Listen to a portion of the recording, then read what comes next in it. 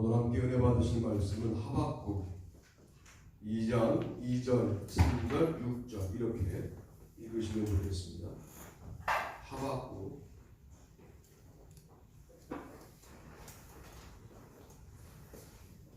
2장 2절, 3절 그리고 6절 이렇게 읽어보겠습니다. 읽습니다. 시작. 여호와께서 내게 대답하여 이르시되 너는 이 묵시를 기록하여 판에 명백히 새기되 달려가면서 읽을 수 있게 하라. 이 묵시는 정한 때가 있나니 그 조만이 속히 이르겠고 결코 거짓되지 아니하리라. 비록 더딜지라도 기다리라. 지체되지 않고 반드시 응하리라.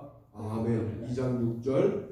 그 무리가 다 속담으로 그를 평론하며 조롱하는 시로 그를 풍자하지 않겠느냐. 곧 이르기를 화가 있을진저 자기 유소하는 것을 모르는 자여 언제까지 이르겠느냐. 볼모 잡은 것으로 무겁게 짐진 자여. 아멘.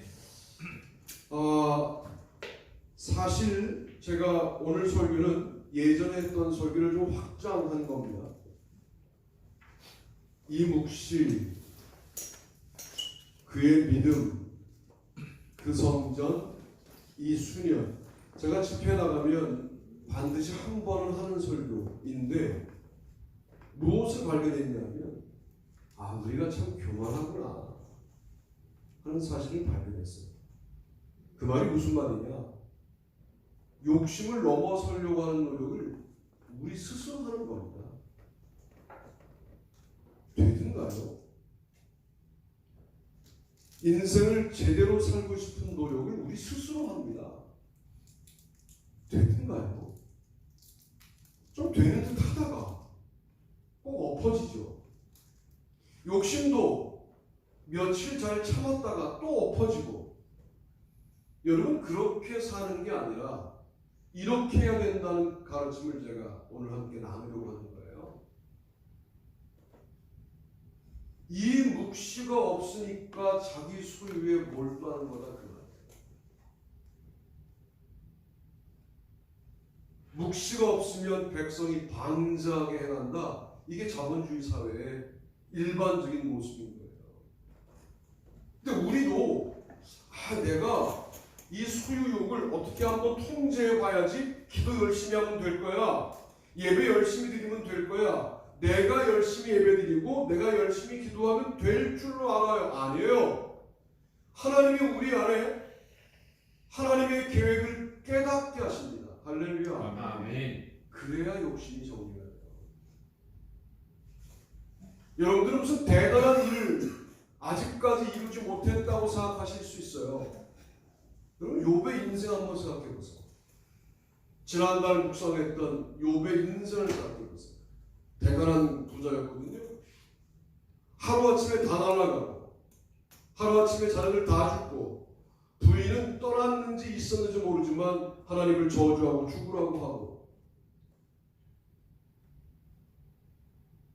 그리고 재물이 2배로 회복되고 난 다음에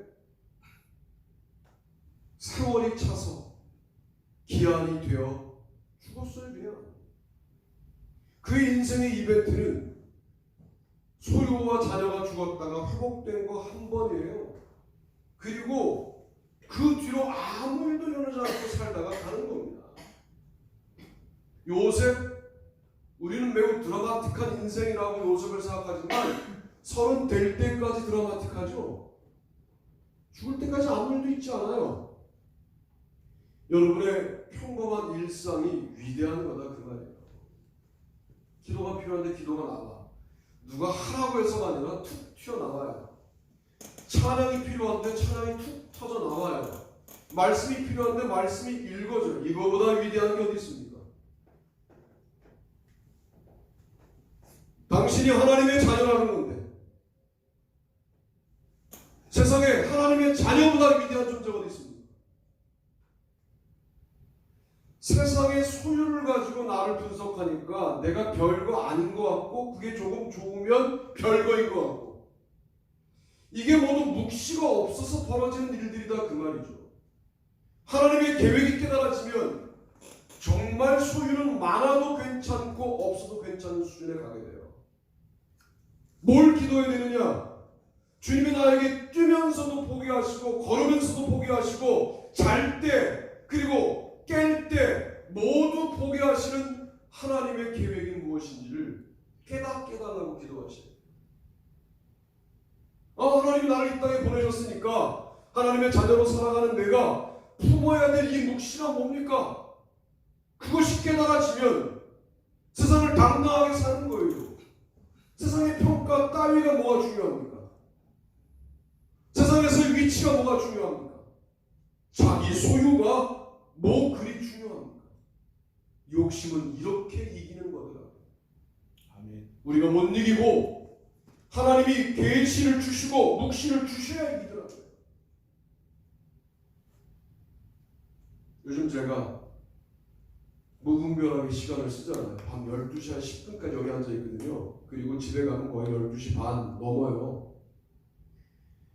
새벽기도 준비가 안 되면 그 붙잡고 1시, 2시까지 앉아 있다가 2시간 자고 나오는 거거든요. 그러니까 몸이 뭐 죽겠죠. 하나님 그러시더라고요. 나 너랑 대화 많이 하고 싶다. 나 너에게 알려줄 게 많이 있다. 네가 몸을 함부로 써서 죽으면 그 알려준 것들을 네가 전파할 사명이 있는데 그거에 또 딴 사람 찾아야 되지 않겠냐? 그런 깨달음을 주셔서 건강하게 살아야 되겠다. 그런 마음이 들었어요. 그동안 너무 건강에 집중하고 믿음에 집중하지 않는 영혼들에 대한 내가 폄하해서 말했던 것들에 대하여 회개하면서 하나님과 대화하려면 건강해야 되는구나 그런 생각을 했어요. 나의 사명은 흔히 깨닫지 못하는 부분들을 깨달아서 전달하는 사명이 있구나. 그리고 세상을 바라보는데 별반 세상이 매력적으로 보이지 않는 거. 그러면 매일 새벽마다 나에게 말씀을 주시겠구나. 매일 주일마다 나에게 말씀을 주시겠구나. 그러면 됐다. 내가 주님에게 말씀을 받는 이 묵시를 깨닫고 있다면 소유까지 거. 주님이 그 소유까지 확보해 주지 않아도 나는 이 욕심을 극복할 수 있겠구나. 그런 생각을 하게 된 겁니다. 은혜 받자는 게 이런 거죠. 은혜 받았다는 게 이런 거죠. 도대체 뭘 은혜 받았다고 하는지에 대하여 깊이 있게 생각해 보실 필요가 있어요. 은혜 받았어요. 내가 하나님의 아들인 거, 자녀인 거, 딸인 거 깨달았어요. 도대체 뭐 때문에 우리가 세상을 살면서 고민하고 주눅들어야 합니까? 세상에 우리에게 할 수 있는 공격이 나를 병들게 하고 죽게 할 수 있어요. 그러나 거기까지예요. 그런다고 우리 하나님의 자녀됨을 무효할 수 있습니까? 할 수 없어요. 그들이 할 수 없는 복을, 할 수 없는 축복을 우리에게 주셨어요. 그런데 뭐가 더 필요하죠? 뭐가 더 필요하다고 우리가 간구해야죠. 어려운 거 알아요. 힘든 거 알아요. 아무리 힘들어도 내일 죽을지 모레 죽을지 모르는 로마의 박히시대보다 어렵지 않잖아요. 그러면 우리는 끝까지 하나님의 자녀라고 하는 자존감을 지키며 이 땅을 살아가야 되는 겁니다. 이 묵시는 정한 때가 있어요. 여러분의 믿음의 경력이 대단하다고 그 묵시가 오는 게 아니라 각자 주시는 묵시가 정한 때가 있어요. 언제 올지 모르니까 오늘도 주님 앞에 사랑하는 마음으로 예배하는 겁니다. 어느 순간 나를 강력하게 이 묵시가 사로잡는 순간 보세요. 세상에 부러운 게 있나? 보세요. 세상에 비교할 게 있나? 보세요. 세상에 어떤 사람이 부러운가? 그런 걸 은혜 받았다고 한다고 우리가.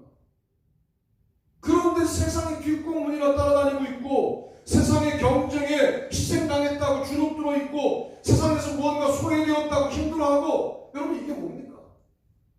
다시 은혜로 돌아가셔야죠. 다시 묵시로 돌아가셔야죠. 언제 올지 모르는 것을 지체되고 있다고 나는 판단하는데 주님은 정한 때가 있다고 말씀하시고 더디지 않게 반드시 오겠다고 말씀하시는 주님은 나에게 주시는 때가 정확한 때인 거예요. 나는 지체되고 있다고 느끼시죠. 그 묵시가 좀 못 깨달으신 거죠. 그 묵시를 만나는 순간 우리는 모든 게 정리가 돼요. 뭐 내가 이렇게 살아온 거, 이 사람들과 만난 거, 오늘 나의 위치가 이러한 거, 아니 앞으로 죽어서도 어떻게 될지에 대한 모든 게 정리가 끝나요. 이게 하나님의 계획이에요. 하나님의 계획을 물질적 축복으로 치환하는 아주 수준 낮은 한국교회. 내가 백날 얘기해봐야 이미 그 유전자가 여러분 안에 들어가 있어요. 그래서 백날 내가 외롭게 외쳐도 안 바뀌어요. 안 바뀌는 거 아는데 오늘 말씀을 기억하세요. 이 묵시가 들어오는 순간 여러분은 그 차원을 넘어서게 돼요. 그런 걸 그리스도인이라고 하는 거예요. 그래야 세상이 그 그리스도를 두려워합니다. 왜? 다른 세상을 사니까. 여기 같이 서 있는데 다른 세상을 숨쉬니까 그럼 우리를 부러워한다고요. 그 세상을 가고 싶어 한다고요. 그럴 때 추수하듯 그 영혼들을 쓸어다도 하늘나라로 가야 될 사람이 우리에게 있는 거예요.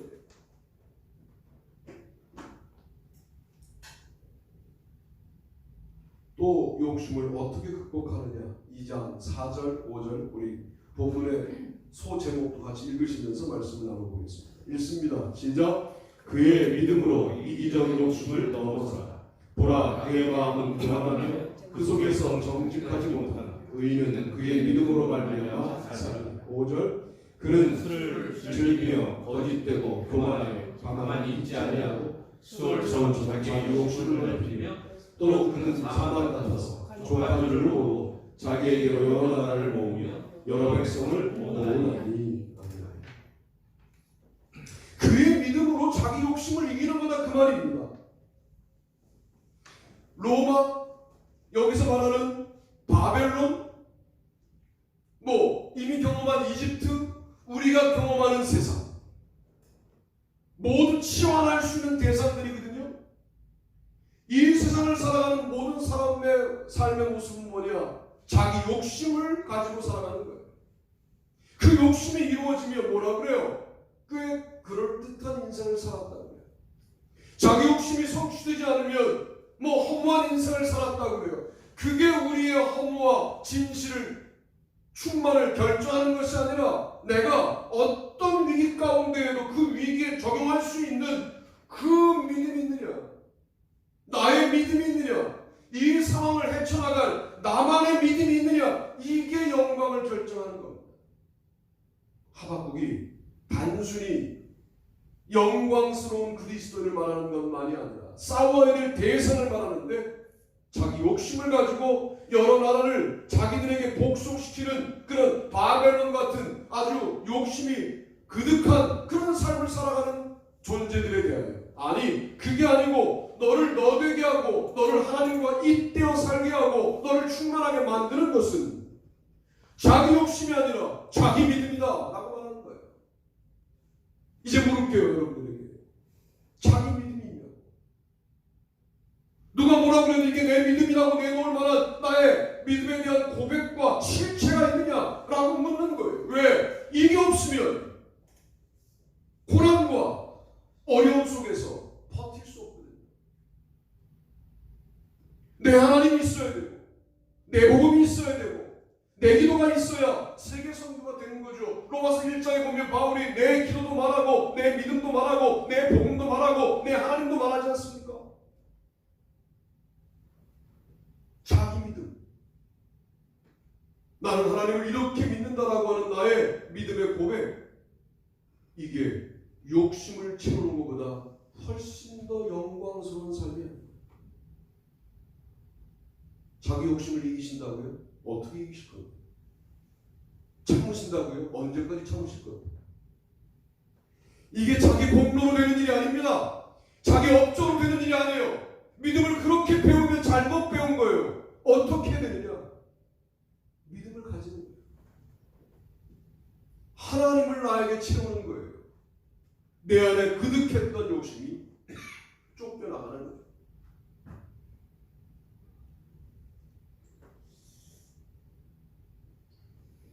내가 뭘 어떻게 해서 욕심을 이기냐고요. 내가 뭘 어떻게 해서 소유욕을 이기냐고요. 못 이깁니다. 이 묵시가 들어와야 이기고 그 믿음이 들어와야 이겨요. 하나님이 해주셔야 돼요. 마치 기독교가 자기 욕심을 채우기 위한 어떤 공동체로 전락해버리도록 선배 목사님들이 잘못 가르쳤어. 이거 여기는 그런 곳이 아닙니다. 그 욕심과 싸우는 곳입니다. 내 욕심을 이루기 위하여 작정 기도하는 곳이 아닙니다. 여기는 주님을 믿겠다고 작정 기도하는 곳이에요. 주님을 사랑하고 내 인생은 어떻게 돼도 괜찮습니다. 사랑했으니 뭘 달라는 게 아니라 사랑하고 말자 그 말이에요. 믿고 말자 그 말이에요. 이게 믿음인데, 하나님을 하나님으로 사랑하고 하나님으로 믿고, 이것이 믿음의 처음이며 끝이에요. 믿음의 성장, 그리스도인의 완전, 내가 노력해서 완전히 가는 게 아니에요. 하나님을 하나님으로 모셨더니 그분이 나를 데리고 역사하셔서 외부에서 볼 때는 참 완전한 그리스도인이야 이렇게 보일 뿐이에요. 그에게 물어보면 하나님을 하나님으로 믿은 것밖에 없다고 고백할 수밖에 없는. 그래서 요한에스레도 뭐라고 말합니까? 의, 성화, 그리스도의 완전, 의인 중생성화 그리스도의 완전, 이 모든 것들이 믿음의 단계가 아니라 은혜의 경험이었다라고 말하는 거예요. 그리스도의 완전도 내가 하는 게 아니에요. 그리스도의 은혜가 임할 때 가능해지는 거예요. 도대체 은혜가 뭡니까? 우리의 은혜는 나의 욕심의 뒷받침입니까? 내가 하고 싶은 일을 하게 만드는 힘입니까? 맨날 내가 하고 싶은 것을 하나님께 관여하여 주님도 원하시죠 하고 넘어간 이 기도를 하셔야 돼요. 주님이 정말 나를 통하여 하시길 원하는 이 묵시가 뭔지, 그리고 지금 품어야 될 믿음이 뭔지를 여러분 승부하셔야 돼요. 그거를 욕심을 이기는 두 번째 방법이라고 말씀을 드립니다. 세 번째는 뭐냐? 왜 빨리 하냐? 4번까지 있어서 그래요. 세 번째는 이거예요. 자, 읽어봅시다. 제목과 본문 읽습니다. 시작. 그 성전으로 가정 중심적 욕심을 넘어서라. 오직 여호와는 그 성전에 계시니 온 땅과 에서 잠잠할지니라 하시니라. 재앙을 피하기 위하여 높은 데 깃들이려 하며 자기 집을 위하여 부당한 이익을 취하는 자에게 화 있을지니라. 내가 많은 민족을 멸하는 것이 내 집에 욕을 부르며 내 영혼에게 죄를 부하게 하게 된 것이 되었도다. 아멘. 여러분, 집이, 제 집, 자기 집이 그 성전이 되기를 축복합니다. 아멘.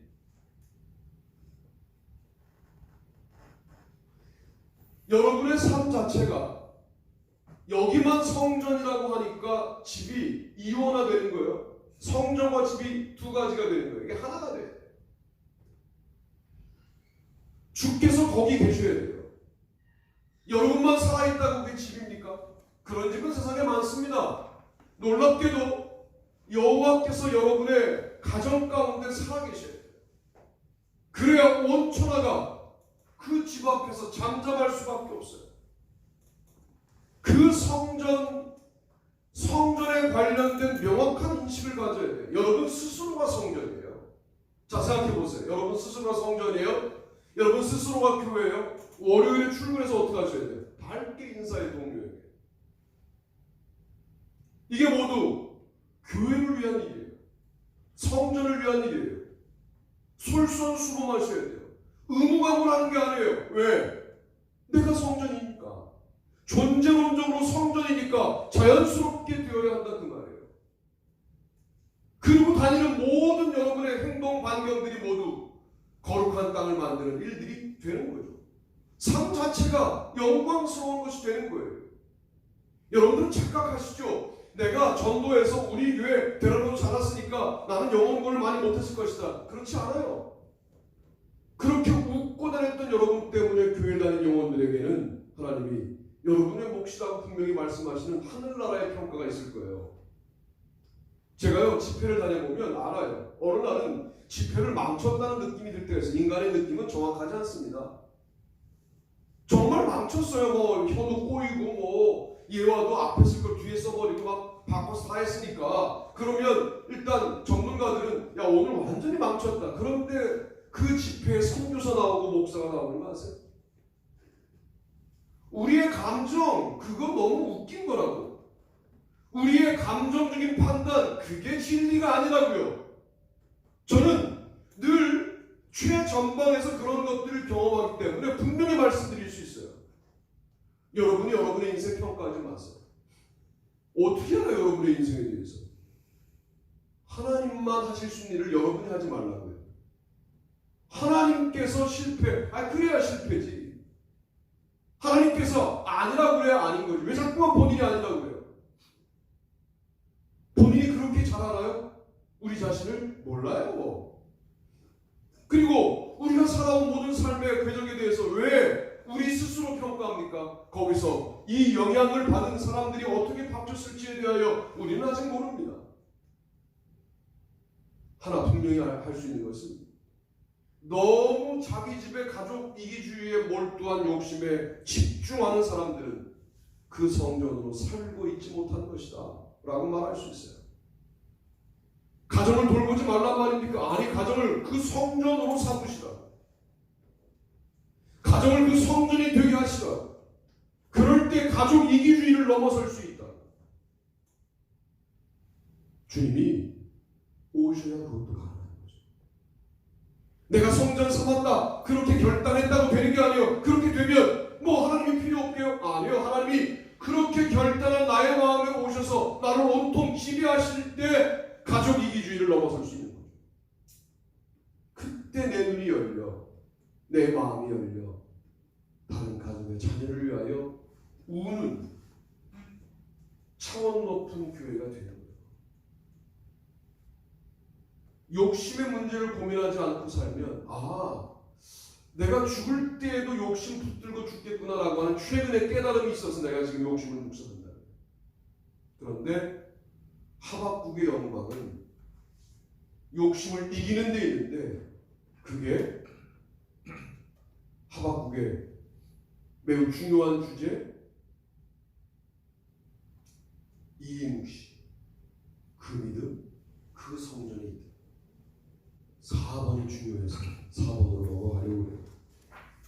4번은 깁니다만 같이 읽어보고 말씀을 나누겠습니다. 읽습니다. 시작. 이 수년으로 환난날 생존력을 넘어서 여호와여 내가 주께 대한 소문을 듣고 놀란다니까. 여호와여 주는 주의 일을 이 수년 내에 부응하게 하옵소서.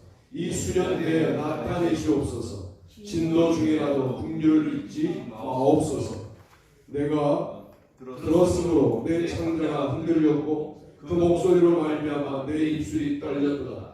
우리가 우리를 치러 올라오는 환난 날을 내가 기다림으로 썩이는 것이 내 뼈에 들어왔으며 내 몸은 내 처소에서 떨리는도다. 비록 무화과나무가 무성하지 못하며 포도나무에 열매가 없으며 감람나무에 소출이 없으며 밭에 먹을 것이 없으며 우리의 양이 없으며 외양간에 소가 없을지라도 나는 여호와로 말미암아 즐거워하며 나의 구원의 하나님으로 말미암아 기뻐하리로다. 아멘.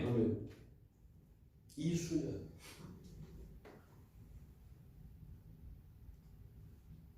하박국이 부흥을 꿈꾸는 지금이 어떤 때였느냐? 환난 날이 시작되기 직전. 뭔 부흥을 꿈꿉니까? 그럴 때 생존을 꿈꾸는 거예요. 그때 여호와의 부흥을 꿈꿔요. 주는 이 수년 내에 주의 부흥을 이루시라고 여호와의 부흥을 꿈꾼다. 대차잖아요. 좀 멋있잖아요. 시시하지 않잖아요. 하나님 마음에 어떤 마음이 들었겠어요? 야, 너 내가 오늘 기쁘다. 네가 내 자녀가 맞구나.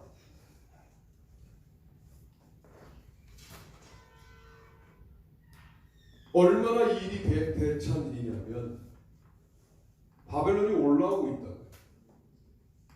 올라오고 있는 것을 알아요. 바벨론이 올라오는데 아니 올라와서 그들이 통치하더라도 먹을 건 있어야 버티는데 무화과나무가 무성하지도 못하고 포도나무에 열매도 없고 감람나무에 소출도 없고 밭에 먹을 것도 없고 우리의 양도 없고 외양간에 소도 없어요. 아니 망해도 이렇게 망할 수 있겠냐? 안 돼도 이렇게 안 될 수 있겠습니까?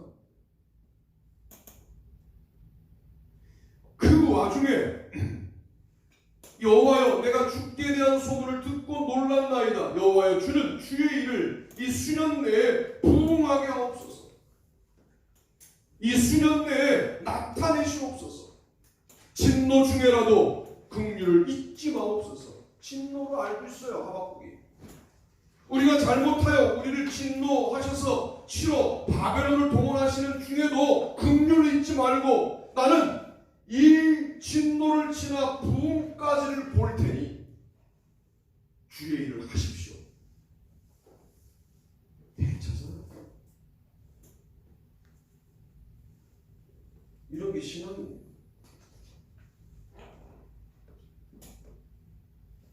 뭐 대단한 힘이 있는 것 같아도 보면 자기 잘못을 가리기 위해서 별 꼼수들을 다 쓰는 우리의 현실을 보면서 권력의 무상함 같은 거 못 느끼세요?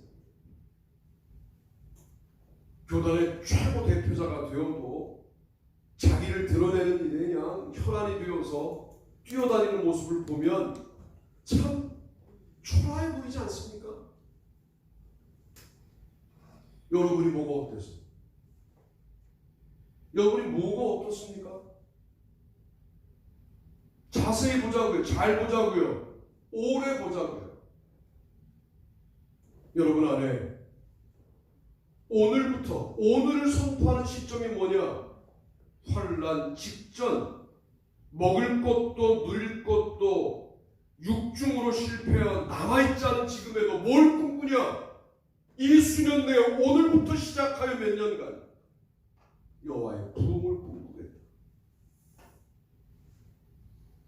그러면 환난 날이 와도 나만 살겠다는 욕심을 넘어서게 됩니다. 그러나 내가 이 수년을 선포했다고 그런 일이 시작되느냐? 주님이 일하셔야 그런 일이 시작되는 거 아니겠느냐?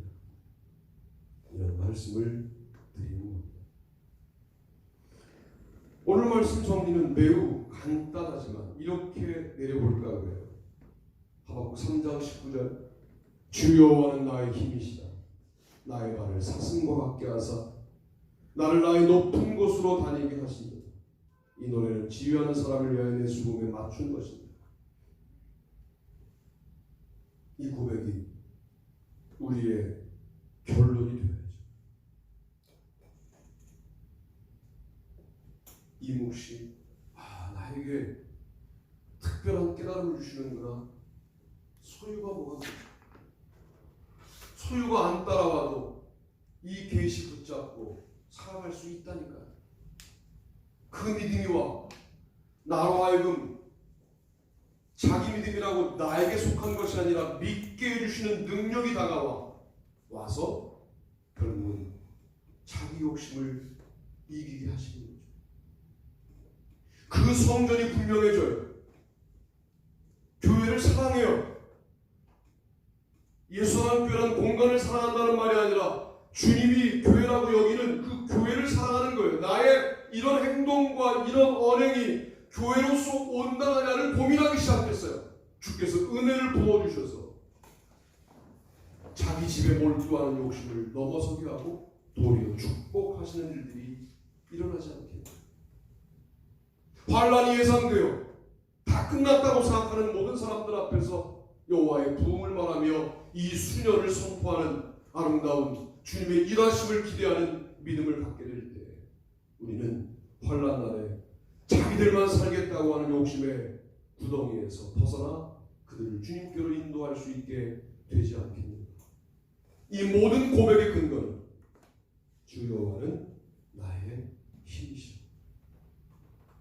이 고백 가운데 서서 승리하시는 저와 여러분이 되기를 주님의 이름으로 축복합니다.